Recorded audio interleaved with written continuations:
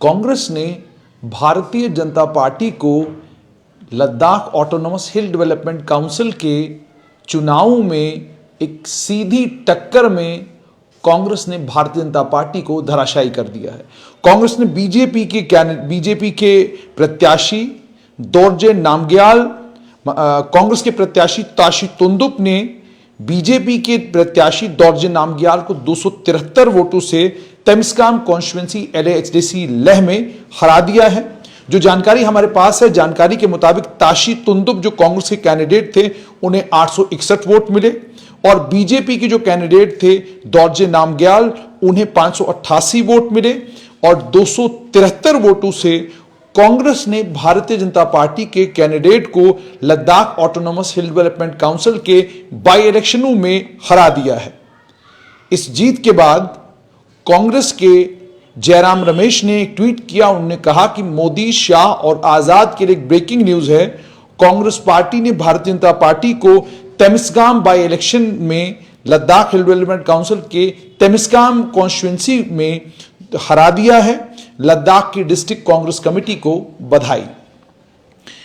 हालांकि जिस सीट पर भारतीय जनता पार्टी की हार हुई है और कांग्रेस की जीत हुई है, इस सीट पर कांग्रेस का ही कब्जा था। इससे पहले कांग्रेस के पास Ladakh autonomous hill development council में 9 काउंसलर हैं, 1 काउंसलर इंडिपेंडेंट है और भारतीय जनता पार्टी के पास 16 अपने काउंसलर हैं और 4 नॉमिनेटेड काउंसलर हैं। यानी 20 काउंसलर हैं। 30 मेंबर की जो Ladakh autonomous hill development council है उसमें 20 काउंसलरों के साथ कांग्रेस भारतीय जनता पार्टी का कब्जा है। कांग्रेस के पास केवल मात्र 9 ही काउंसलर हैं और इन 9 काउंसलरों में से 1 काउंसलर का देहांत हुआ था। उनके देहांत के बाद वहां पर चुनाव अनिवार्य हो गए थे। बाई इलेक्शन आज हुए और बाई इलेक्शन में कांग्रेस ने भारतीय जनता पार्टी को हरा दिया।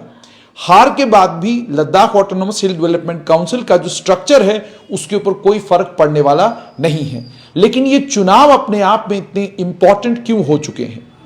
बहुत सारे लोग इसे ये कहेंगे कि जी कांग्रेस की सीट थी, कांग्रेस ने दोबारा से ये सीट जीती है, कोई बड़ी बात नहीं। बात बिल्कुल सही है, कांग्रेस के पास ये सीट थी, लेकिन जब आप Ladakh autonomous hill development council के चुनावों को देखते हैं तो आपको उन चुनावों से ये पता चलता है कि बहुत छोटे छोटे मार्जिन से वहां पर Ladakh autonomous hill development council में कैंडिडेट चुनाव जीतते रहे हैं। 273 वोट का मार्जिन एक बड़ा मार्जिन लद्दाख में माना जाता है। और दूसरी सबसे बड़ी बात यह कि Ladakh autonomous hill development council की इस एक सीट को जीतने के लिए बीजेपी ने पूरा दमखम लगा दिया था। Ladakh autonomous hill development council के काउंसलर्स को एक कॉन्क्लेव जो गुलिस्तान न्यूज ने जम्मू में कराया उसके लिए न्योता भी आया था।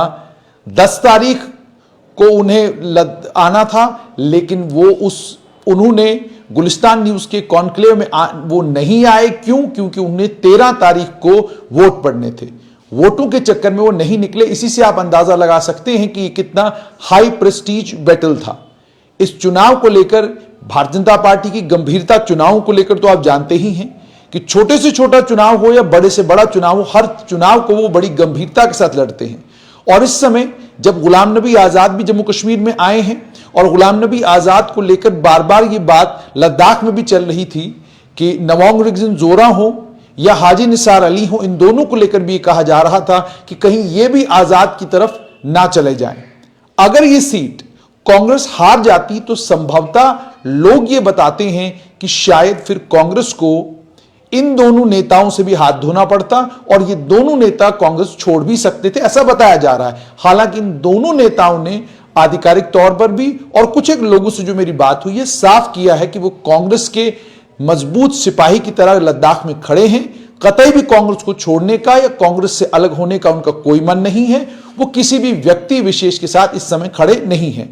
कांग्रेस की इस जीत ने जहां पर एक चीज ये कर दी जो वहां के राजनीतिक अनुभव रखने वाले लोग बताते हैं, वो कहते हैं कि एक तो हाई प्रेस्टीज बैटल में बीजेपी की हार होना और हार उस समय होना जब Ladakh autonomous hill development council पर भी आपका कब्जा है, मेंबर पार्लियामेंट भी भारतीय जनता पार्टी के हैं और उस सोने पर सुहागा ये कि लद्दाख में काम भी बहुत सारा हुआ है, जो वहां के रहने वाले लोग भी मानते हैं कि बहुत सारा काम जो है वो मेंबर पार्लियामेंट ने भी करवाया है। Ladakh autonomous hill development council भी बहुत सारे डेवलपमेंट के काम वहां पर करा रही है।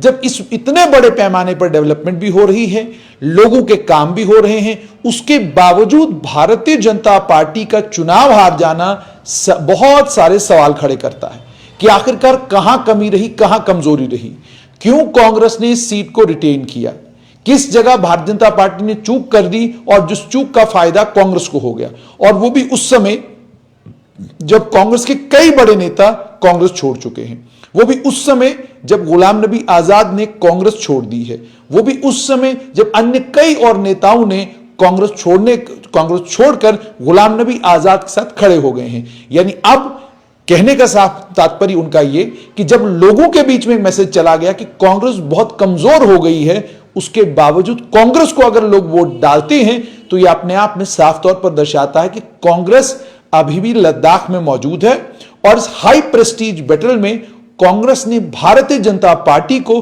धराशायी किया है, सीट रिटेन की है। जबकि राजनीतिक विशेषज्ञ ये कहते हैं कि जिस पैमाने पर LAHDC ने काम किया है और जितना काम वहां के मेंबर पार्लियामेंट कर रहे हैं, उस कामकाज को देखते हुए तो इस कॉन्स्टिट्यूएंसी में भी जीत बीजेपी की होनी चाहिए थी, लेकिन क्यों नहीं हुई? इसका मतलब यह कि एंटी इनकम्बेंसी है, और अगर इतने काम करने के बाद भी एंटी इनकम्बेंसी है तो क्या चिंतन मंथन की जरूरत नहीं है? और या जिस कॉन्स्टिट्यूएंसी में कांग्रेस जीती है वहां कोई सिंपैथी फैक्टर नए दूसरे कैंडिडेट के साथ था, कांग्रेस कैंडिडेट के साथ था, जिसके कारण वो जीते हैं, उस पर भी वो साफ कहते हैं कि कोई ऐसा फैक्टर नहीं था, बल्कि कांग्रेस ने इस कॉन्स्टिट्यूएंसी में दमखम लगाया। नतीजा ये निकला कि कांग्रेस वहां से जीत गई। बीजेपी के लिए एक सीट हारना कोई मायने नहीं रखता, क्योंकि 20 काउंसलर्स हैं बीजेपी के पास और साथ में उनका कब्जा है Ladakh autonomous hill development council पर। तो इस के कारण समीकरण तो नहीं बदले, लेकिन झटका बीजेपी को जरूर लगा है।